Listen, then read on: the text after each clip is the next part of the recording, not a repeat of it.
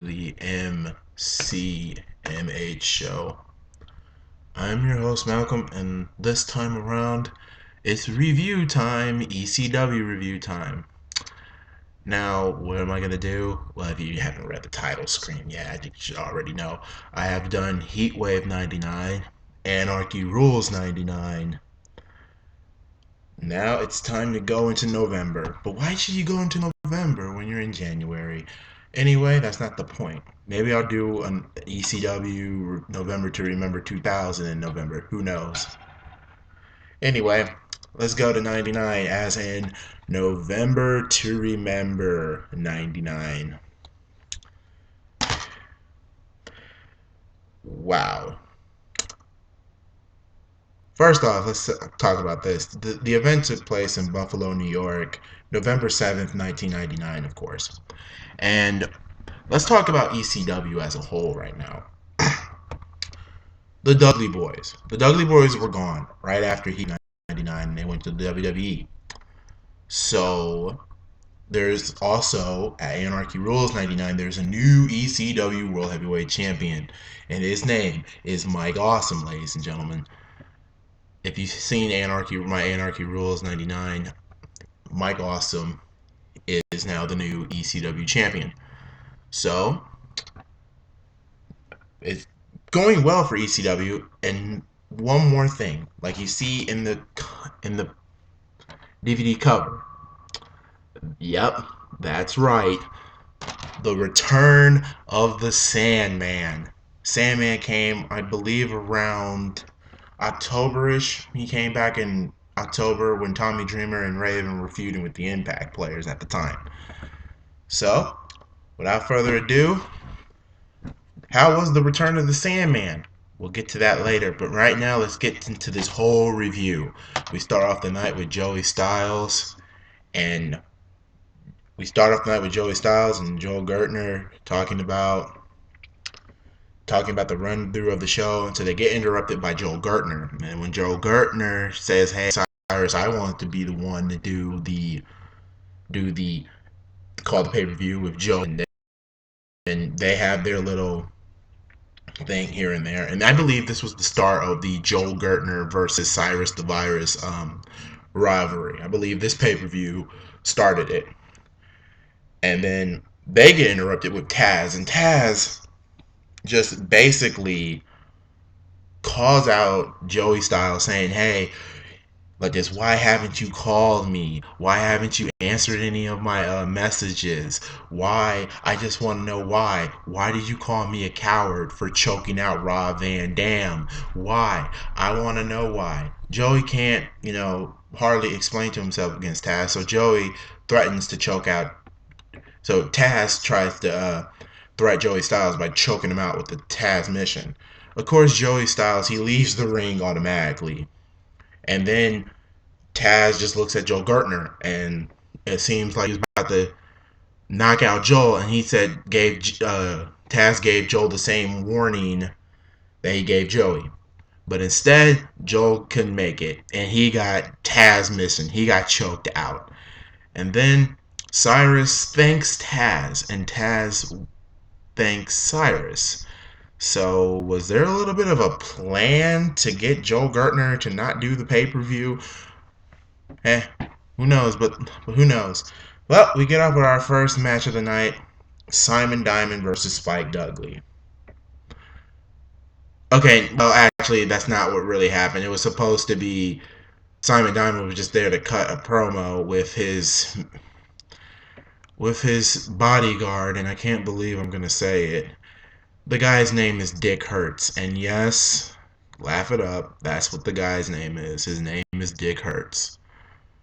Anyway, they get interrupted by Jazz, and Jazz says, not Cyrus, says, tell Simon Diamond that he's tired. Every time when they go somewhere on the road, Simon always has a problem.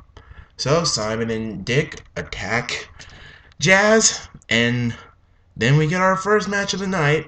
Spike Dudley comes to the rescue and takes on Simon Diamond. I think it's kind of odd that they would choose Spike, but Anyway, how does the match held up? For an opener, it was a very ho hum way to open up with the show. Plus, with the craziness with Taz and that Taz segment. But anyway, this match is it's I give it a 1.5 out of 5. It's just a way to open up the show. Spike, I believe Spike does beat Simon Diamond, and then Little Guido comes out and attacks Spike. Okay, what does Little Guido have anything to do with Spike Dudley? Okay, I don't know, because there's never been a rivalry between the two men, so I'm not too sure about that. And as soon as soon as Little Guido comes in, then here comes Nova. Nova saves Spike Dudley, and then there's a match between Little Guido and Nova. And now this match, according to Joey Styles, these matches are not a part of the show. I'm not buying it 1 second, but once again, it's just another match. I do like both men. Don't get me wrong. I like Little Guido and I like Nova. But this match here was just a hit and miss with me. Especially with the last match was a hit and miss. Once again, this is a 1.5 match. I'm going to be generous and give it a 1.5. So anyway, well, after that little display, Nova beats Little Guido, and then out of nowhere, here comes Danny Dorian and Roadkill. Now, Danny Dorian and Roadkill have had a feud with Nova and the partner Chris Chetty. Chris Chetty comes to the rescue, but he gets attacked. And then you got not Little Guido. You have Danny Dorian, Roadkill, and Miss Continuity, aka known as Lita, there, and they just trample in victory like the heels do. So, after that was said and done, let's get to the next match that was actually scheduled for the pay per view. And quite honestly, I believe this was a pretty good match. A triple threat match between Jerry Lynn, Super Crazy, and Tajiri. Now, the storyline with this, Jerry Lynn was cutting a promo, and then he gets interrupted by Steve Corino. Steve Corino basically fools Jerry Lynn into following him, only to get attacked by Tajiri. And Jerry Lynn is wrestling injured here with bruised ribs at this point. I think he had bruised ribs. Now, where the Super Crazy come in, I don't know. I really believe this should have been a one-on-one match between Jerry Lynn and Tajiri, but they added Super Crazy into the mix. And you know what? Just gonna say this now. I said it before and I say it again. With Tajiri and Super Crazy are all in the ring, including Lil Guido, all in the ring. It's just phenomenal what they do. And here with Jerry Lynn here too. Jerry Lynn being, his gimmick with the new effing show. So how does the triple threat match hold up? This was a pretty good match. It really really was. I did like the spot where Super Crazy dives off the balcony to catch Tajiri and Jerry Lynn. I do like the tarantula with Tajiri. That move is so painful and so entertaining to watch. So well, the first one to get eliminated is Super Crazy, of course. So it becomes a match, like a good, like maybe 5 minute match between Tajiri and Super Crazy. Tajiri keeps on kicking and keeps on attacking Jerry Lynn, and Jerry Lynn saying, I want more," and then until Tajiri becomes his downfall for Tajiri. Tajiri gets cradle pile driven by Jerry Lynn. 1, 2, 3. Jerry Lynn wins the match. It was a pretty good match, triple threat elimination. You know how ECW is with three-way dance. I love their three-way dance. I really wish this story.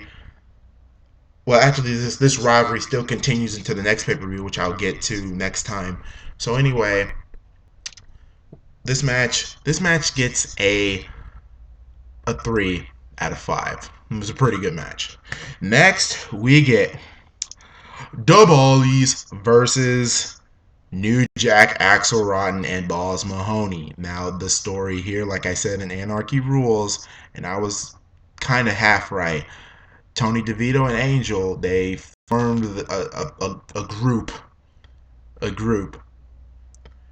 And as we know, it's the Baldy, so it contains to Angel, New DeVito, Tony DeVito, Vito, which you remember in the WWF or WWE, WCW days, and also I believe his name is I believe Cruz. I'm not too sure about the last guy's name. This is before Vic Grimes came in. So anyway, this story all comes up with the Dudley, with not the Dudleys, the Baldies.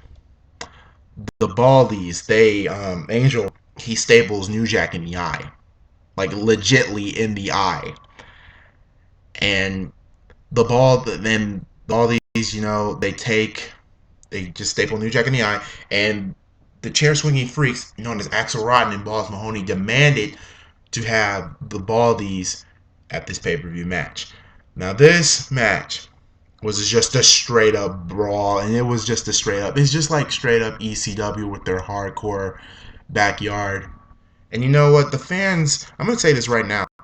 This was almost dang near a squash match for a minute because New Jack lets, I don't know, Axel and Balls get beat up for a good 2 minutes, and then here comes New Jack with the weapons, and the tables have turned. It's 3 against 4, but New Jack seriously just kicks all four of the Baldy's ass, especially. I think he literally just beats the hell out of Tony DeVito and does the dive and lands and just gets up on his feet and everything else. This match, it was just this match. It was pretty good. It was okay, but I know how some people just don't really like hardcore, too much violence. There's barely any wrestling going on. It's just 7 men beating the hell out of each other with weapons, and I love that shit. I'm sorry, I love that type of stuff. So anyway, this match right here, I'm gonna give this a one a 1 out of 5. Um, the ending is not believable. Well, actually, to be honest, it was kind of stupid. You have New Jack beating the hell out of the Baldies, and when Angel grabs New Jack's guitar, that was enough to get the 1, 2, 3. Really, New Jack just beat the hell out of them, and then just one guitar shot just beats New Jack. That was pretty stupid to me. Like I said, I liked it. What I say? I gave it a 1. Now I'm gonna give this match a 2. I'm gonna be cherishable and give it a 2 because it's just. I love New Jack. I love the Baldies. I love Axelrod and Balls. I just love hardcore. But it's not as big as their match prior. So I'm giving it a 2. Next, we get a very competitive match, a very, very competitive, long, pretty entertaining match. But it really has no story going by it. You have Sabu versus Chris Candido. For a 17-minute match, it was very long, and it was not boring. No, I'm not gonna say that. It was not boring at all. It was just it had no story. Well, other than Sabu paying homage to his friend who passed away, and he dedicated the match to his honor. But other than that, it was a very, very good match. I did like the spot where they had the table in the ring, and it looked like Sabu was going to leg drop Sunny onto the table, but Chris Candido moves her out the way, and bam, Chris Candido gets hit with the table. And I also, it was a pretty good match. I did like the outside spots. It was a pretty good wrestling match. There was some hardcore here and there, but this was a pretty good match. I'm going to give this a 3.5 out of 5. Next, we got, this is one of your 3 main events. Masato Tanaka versus Mike Awesome for the ECW World Heavyweight Championship. Oh my god, this match was so phenomenal. I can't even imagine telling you how awesome this match was. I love the sit out Mike Awesome Bomb outside the ring. Even Joey Styles and I had to agree with this. Holy shit, that part just was wow. And then also with the chair shot and Masato Tanaka just getting up and going for the roaring elbow, and that one thing with the he puts a chair on Mike Awesome's head and then just hits Mike Awesome with the other chair, or and then just goes up to the top rope and then just dives the chair in there. It was just a sweet moment. This was spot heavy. This was a spot heavy match for a 15-minute match, for a 15 to 17-minute match. It was a pretty good match and a really good title match and a really good story. Masato Tanaka wants payback from Anarchy Rules for what happened. Mike Awesome stuck in the back door. He pinned Taz and Masato Tanaka to become the ECW World Heavyweight Champion. I love the story here, and I love the match here.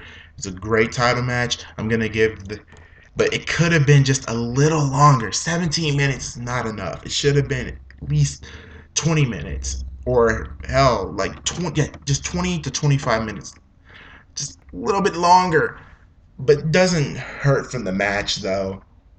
So, with that being said, this match was really the match of the night right here. This was the match of the night. So, overall, I'm gonna give this this match a 4.5 out of 5. This is a really good match. You should really check this out. It's probably on Daily Motion. All you have to do is just hit Mike Awesome versus Masato Tanaka, and it should be on there on Daily Motion. It really should be. Next, the ECW television title is on the line.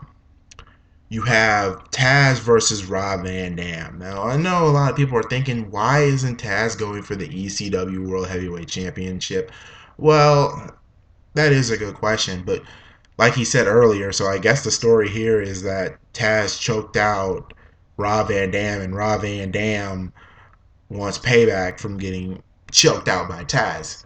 So, overall, this match was really good too. It's a really entertaining match. I did like the. It's like Taz and Rob Van Dam. It's like you barely saw them work together from 97, 98. Just rarely they have tag team partners each other, here off and on. But this match here, shows it was a pretty entertaining match. I did like the ending, the finish. The ending is really believable, and it had me chanting for RVD. So Taz is basically the heel at this point. And plus, this was his last, just as Chris Candido.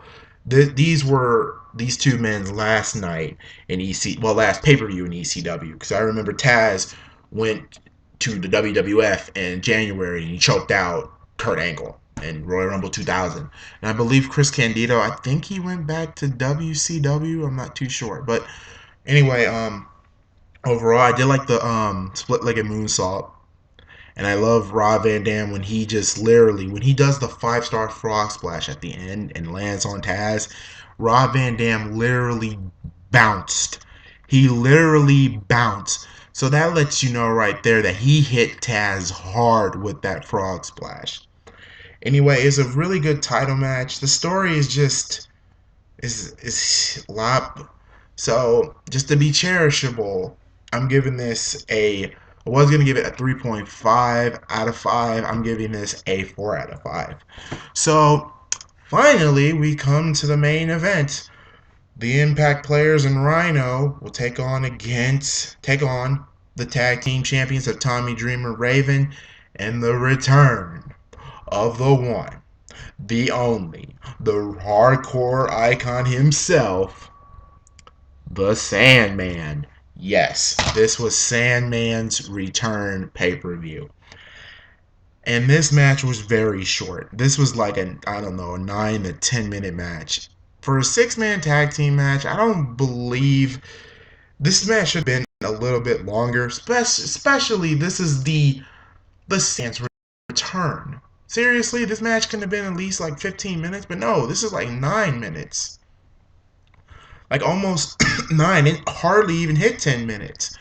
But anyway, how does the match held up? It's good as it's gonna get. I mean, the storyline here is that Just Incredible and Lance Storm, they want to take over ECW, and they want to start off by taking the tag team belts Where does Rhino come in? Well, Rhino was the sixth member, the third member. He wasn't a part of the Impact players, but he was, trying to make a main event status. They were trying to push Rhino, and they pushed Justin Credible again in this pay per view, and even Lance Storm as well. This match was like I said, was good as it gets, and they were just attacking Tommy Dreamer and Raven, and then out of nowhere, I believe at TNN taping, the Sandman returns and helps out Tommy Dreamer and Raven. Now with the story with Raven, Tommy Dreamer, and the Sandman, let's go with this. Tommy Dreamer is ECW Tag Team Champion, but he has to share the belt with Raven, and we all know that Raven Tommy Dreamer feud that I will have up shortly. I have the DVD in my possession, and I will be up here as soon as I can when I'm done watching it, and give you my reviews on that. My review on that. Also, then when the Sandman comes, you have the Sandman and Raven not getting along either because they traded the ECW World Heavyweight Belt. Hell, Raven even kidnapped the Sandman's family, and I even have that rivalry in my collection. So anyway, but they had to go in the match. Raven and Dreamer have their rivalry with the Impact players, but can they be stable enough to beat the Impact players? Well, technically no. You had Raven just beating up, just punching Tommy Dreamer. It was just like Raven was just bipolar. Like the first moment he's face, the second he's heel, he still hates Tommy and still hates the Sandman, and the match is just really weird at a point. But it's still an entertaining 6-man, even though it was very short. There was one botch when the back body drop and Justin Credible almost like landed on the ropes and landed head first. And also, Justin Credible really took a beating in this match. He was going for the baseball slide, but instead gets nutted instead. I did like the spot where Raven was going to do like a plancha onto Lance Storm, but he misses the table.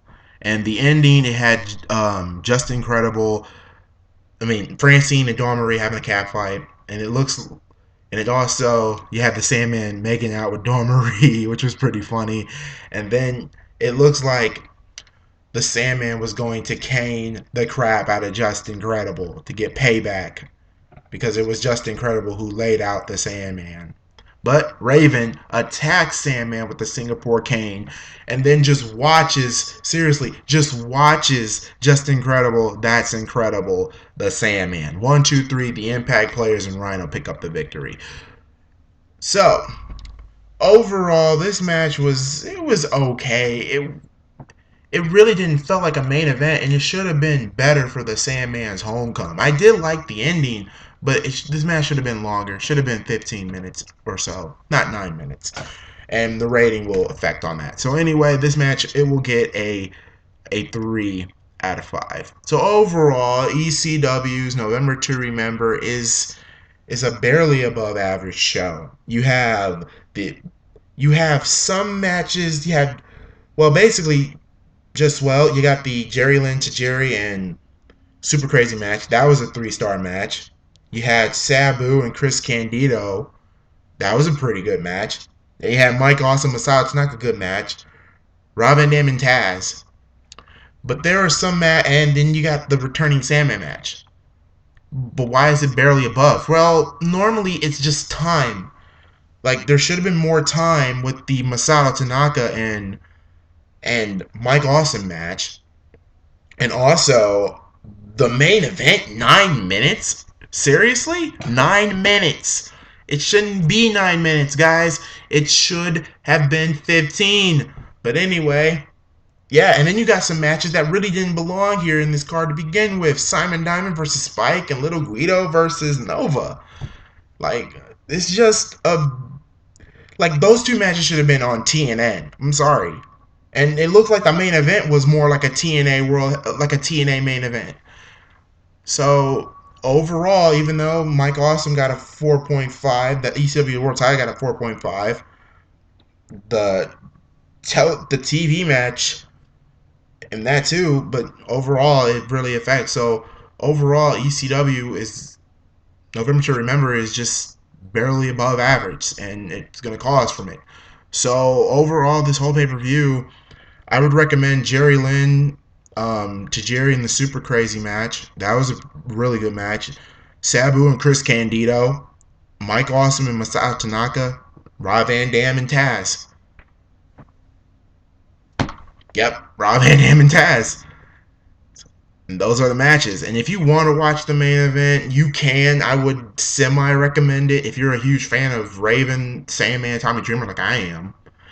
But that's all I can say. Overall, I'm gonna be really cherishable and give this pay per view. I was gonna give it a 3, but I said that's way too high. Wait, well, actually, to be honest, no. I'm gonna give this a basically a 2.7 out of 5. So, yep, that's ECW November 99, and this was the last pay per view for ECW in the 99 era. So, join me again as I go into ECW's Guilty as Charged 2000. Oh boy. Can this be a little bit better than November to Remember 99? November to Remember 99 is not a bad pay per view. It's not a bad pay per view. It's just barely above average. But it's way better than November to Remember 98, and I'll get to that pay per view some down the road too. Anyway, I'm Malcolm from the MCMA show. You guys have a wonderful day. And matter of fact, next pay per view, next review, ECW Guilty as Charged 2000. Next time. Until then, God bless and peace out.